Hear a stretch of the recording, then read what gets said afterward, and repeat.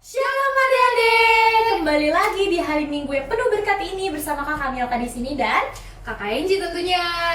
jadi adik-adik biar kita lebih semangat lagi. Kalau Kakak Milka tanya apa kabar, kita jawabnya Puji Tuhan, haleluya, yes, yes, yes. kayak gitu ya. Ayo, biar lebih semangat kita bangkit berdiri. Kita peregangan dulu, coba Kita mau olahraga ya pagi-pagi Iya, ya. olahraga untuk memuji nama Tuhan ya. Nah, siap? Langsung aja ya. Apa kabar adik-adik? Puji Tuhan, haleluya, yes, yes, yes. Sekali lagi deh biar semangat. Harus yang paling keras ya. Lebih keras lagi Lebih ya. keras ya.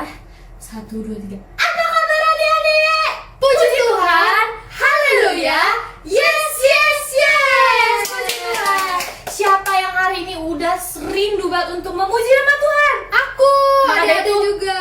Ya, maka dari itu yuk kita sama-sama kita puji nama Tuhan ya.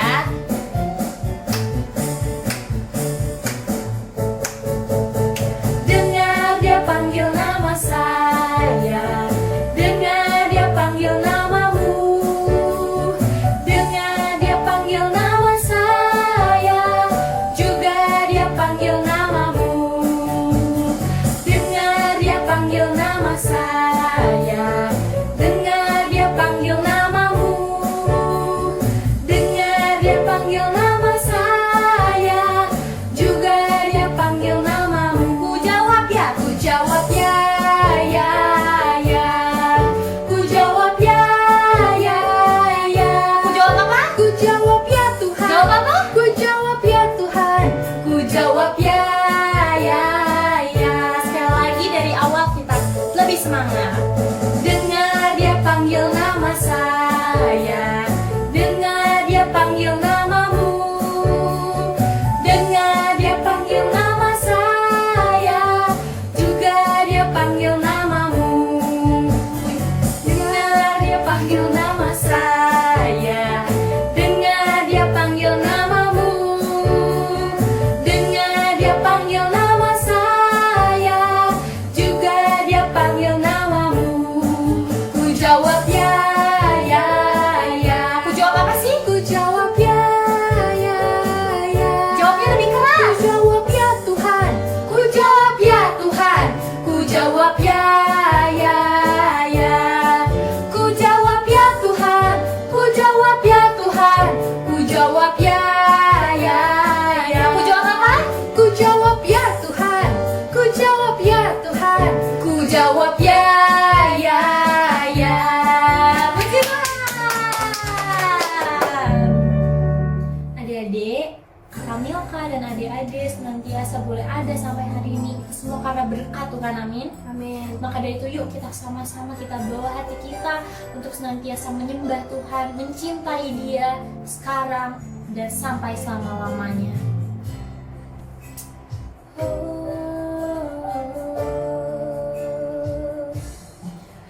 Ku mau cinta Yesus selamanya. Ku mau cinta Yesus selamanya. Meskipun badai silih berganti dalam hidupku, ku tetap cinta Yesus selamanya. Ku mau cinta Yesus, ku mau cinta Yesus selamanya. Ku mau cinta Yesus selamanya. Meskipun badai silih berganti dalam hidupku, ku tetap cinta Yesus selamanya. Ya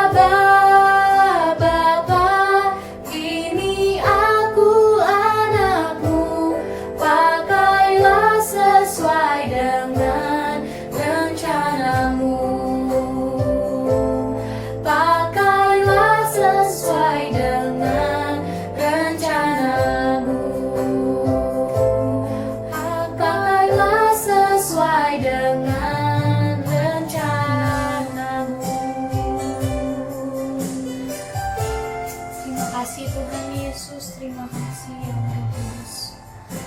Tuhan, terima kasih Tuhan, karena berkat Tuhan kami boleh Tuhan Yesus, setiap kami dikasihi oleh Engkau, itu semua oleh karena berkat dan kemurahan Tuhan.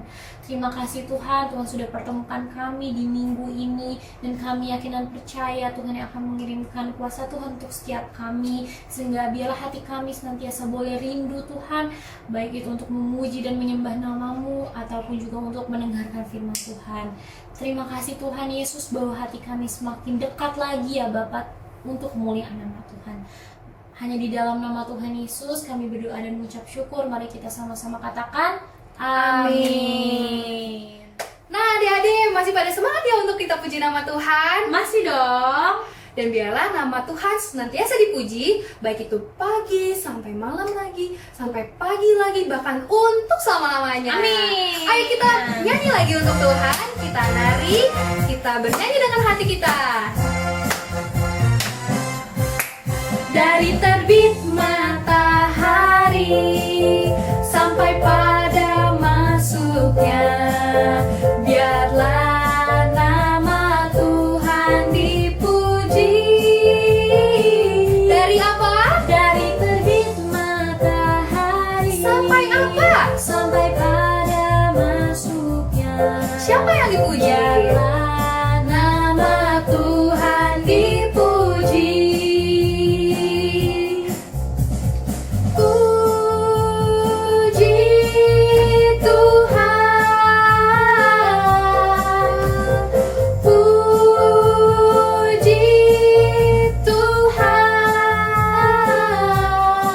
Dari terbit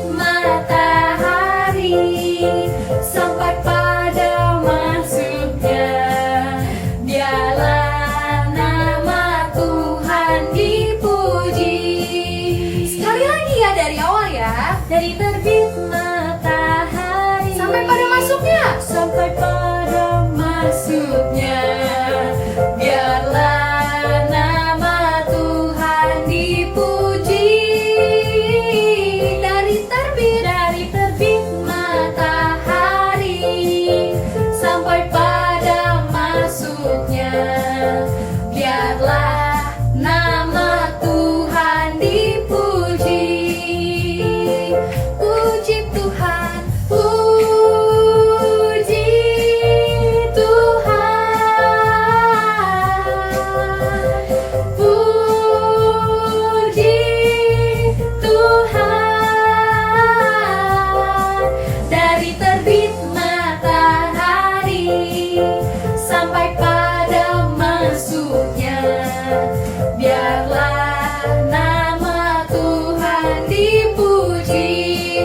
Adik-adik, sekarang kakak mau nanya, tahu Yunus ya? Tahu. Yunus dimakan ikan apa? Ikan paus. Salah kakak Milka. Ikan hiu. Hah? Salah. Ikan cupang. Ikan besar kakak Milka. Oh, ikan besar. Nah, ayo kita nyanyi sama-sama ya tentang Yunus. Oke. Yunus di perut ikan, pam pam pam. Yunus di perut ikan, pam pam pam. Karena dia mengasihi Tuhan, maka dibebaskan. Yunus di perut ikan, pam pam pam. Yunus di perut ikan, pam pam pam. Karena dia mengasihi Tuhan, maka dibebaskan. Pam pam pam, cuap cuap, pam pam pam, cuap cuap, cuap cuap, pam pam pam, cuap cuap. Adik-adik, kakak mau kita semuanya gerak, kita bernyanyi untuk Tuhan. Jangan ada yang malas-malasan, kita semuanya gerak ya. Sekali lagi dari awal, kita nyanyi sama-sama. Yunus di perut ikan, pam pam pam. Yunus di perut ikan, pam pam pam. Karena dia mengasihi Tuhan, maka dibebaskan. Pam pam. Yunus di perut ikan, pam pam pam. Yunus di perut ikan, pam pam pam. Karena dia mengasihi Tuhan, maka dibebaskan. pam pam pam, cuap cuap cuap cuap pam pam pam, cuap cuap cuap cuap pam pam pam, cuap cuap cuap cuap pam pam pam, cuap cuap. Puji Tuhan. Puji Tuhan. Adik-adik, kita udah bernyanyi bersama-sama, kita udah menari bersama-sama. Sekarang tiba waktunya kita mau masuk ke hadiran Tuhan dengan lebih sungguh lagi. Mari kita angkat satu pujian ini. Kita mau mengucap syukur karena kasih Tuhan yang begitu besar untuk kita. Mari adik-adik, kita angkat sama-sama satu pujian ini.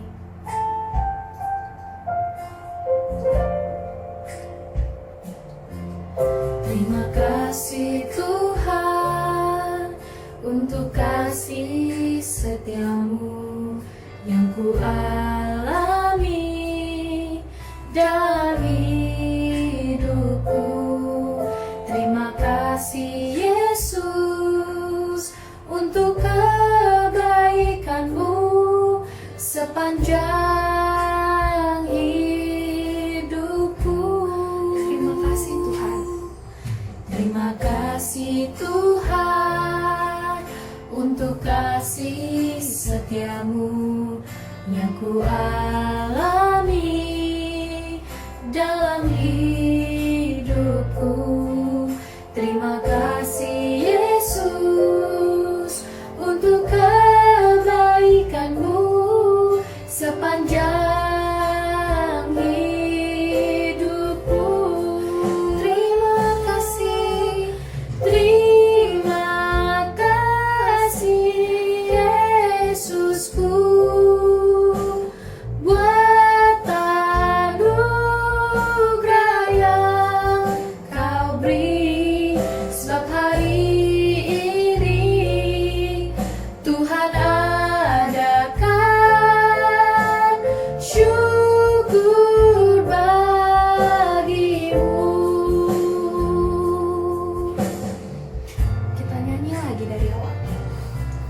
Terima kasih Tuhan untuk kasih setiamu yang ku alami dalam hidupku. Terima kasih Yesus untuk kebaikanmu sepanjang hidupku. Terima kasih Tuhan. Terima kasih Yesusku buat anugerah yang kau beri. Sebab hari ini Tuhan adakan syukur bagimu. Terima kasih Yesusku buat anugerah yang kau beri. Sebab hari ini Tuhan adakan syukur bagimu. Syukur bagimu. Syukur bagimu. Syukur bagimu. Syukur bagimu.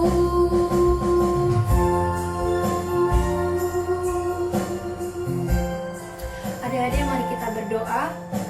Tuhan Yesus, terima kasih Tuhan kalau hari ini kita boleh bernyanyi bersama-sama, kita boleh memuji Tuhan bersama-sama.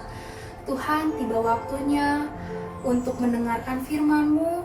Biarlah Tuhan kami boleh mendengarkan setiap firman yang kakak-kakak sampaikan ya Bapa, sehingga boleh tertanam di dalam hati dan pikiran kami semua, dan boleh berbuah menjadi perbuatan-perbuatan yang menyenangkan hati-Mu Tuhan.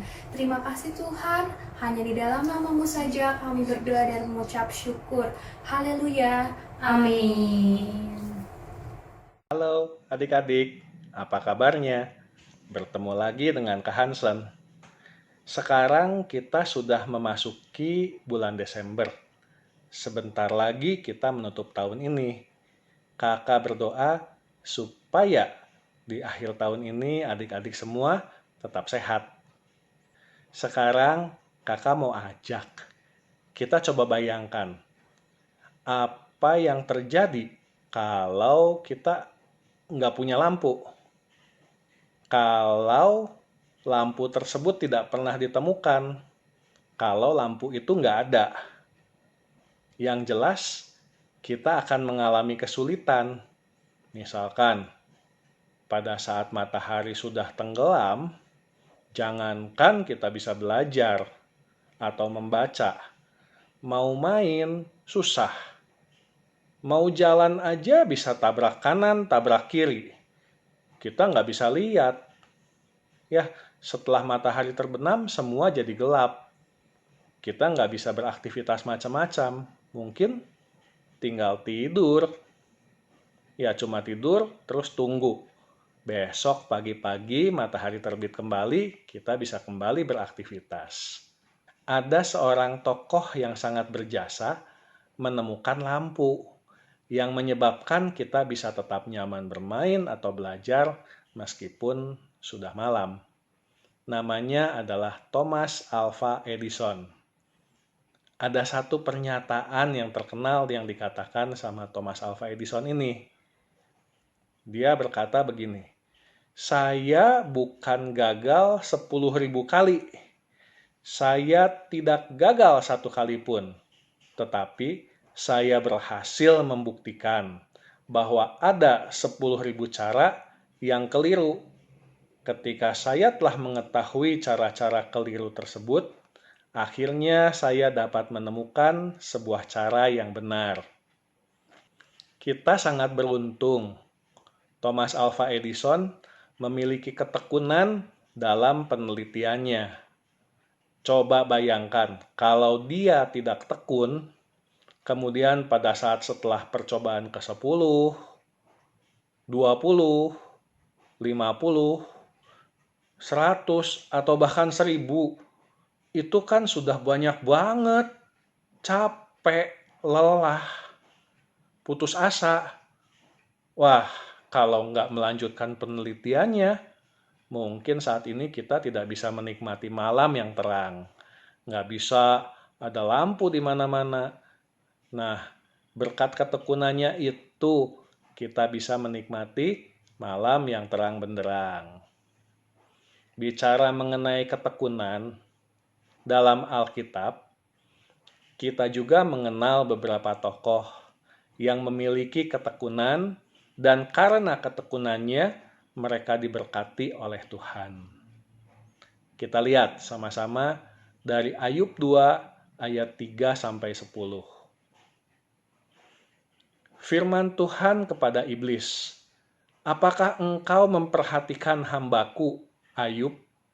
Sebab tiada seorang pun di bumi seperti dia, yang demikian saleh dan jujur, yang takut akan Allah dan menjauhi kejahatan. Ia tetap tekun dalam kesalehannya, meskipun engkau telah membujuk aku melawan dia untuk mencelakakannya tanpa alasan." Lalu jawab iblis kepada Tuhan, "Kulit ganti kulit. Orang akan memberikan segala yang dipunyainya ganti nyawanya. Tetapi ulurkanlah tanganmu dan jamahlah tulang dan dagingnya. Ia pasti mengutuki engkau di hadapanmu." Maka firman Tuhan kepada iblis, "Nah, ia dalam kuasamu, hanya sayangkan nyawanya." Kemudian iblis pergi dari hadapan Tuhan, Lalu ditimpanya Ayub dengan bara yang busuk dari telapak kakinya sampai ke batu kepalanya. Lalu Ayub mengambil sekeping beling untuk menggaruk-garuk badannya sambil duduk di tengah-tengah abu. Maka berkatalah istrinya kepadanya, "Masih bertekunkah engkau dalam kesalehanmu? Kutukilah Allahmu dan matilah." Tetapi jawab Ayub kepadanya, "Engkau berbicara seperti perempuan gila. Apakah kita mau menerima yang baik dari Allah, tetapi tidak mau menerima yang buruk?"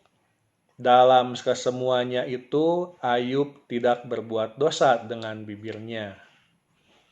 Nah, tokoh Ayub disebutkan oleh Allah bahwa Ayub memiliki ketekunan dalam kesalehannya. Bahkan dalam kondisi yang susah, Ayub tetap tekun. Ketekunannya tidak hanya diketahui oleh Allah, bahkan diketahui oleh orang-orang. Oleh istrinya dikatakan demikian, "Ngapain udah susah gini tetap tekun menjaga kesalehan?" Tapi Ayub tetap tekun dan menegur istrinya. Kita lihat dari Ayub 42 ayat 12. Tuhan memberkati Ayub dalam hidupnya yang selanjutnya lebih daripada dalam hidupnya yang dahulu. Ia mendapat 14.000 ekor kambing domba dan 6.000 unta, 1.000 pasang lembu, dan 1.000 ekor keledai betina. Dari kisah ini dikatakan, ketekunan Ayub tidak sia-sia. Tuhan memberkati Ayub bahkan lebih daripada sebelumnya. Semua kehilangan, semua bencana yang menimpa Ayub digantikan oleh Tuhan lebih banyak dari sebelumnya. Nah, sekarang kita lihat yuk dari tokoh yang lain. Kita lihat dari Daniel 1 ayat 6-8, kemudian 17 dan 20. Daniel 1 ayat 6.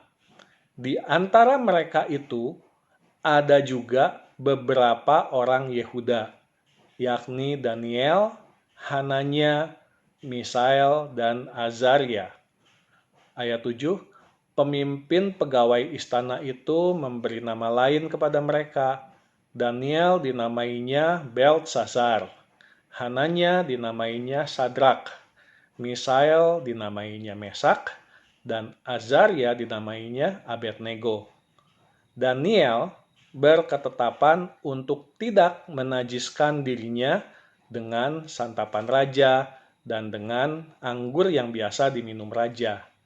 Dimintanyalah kepada pemimpin pegawai istana itu supaya ia tak usah menajiskan dirinya.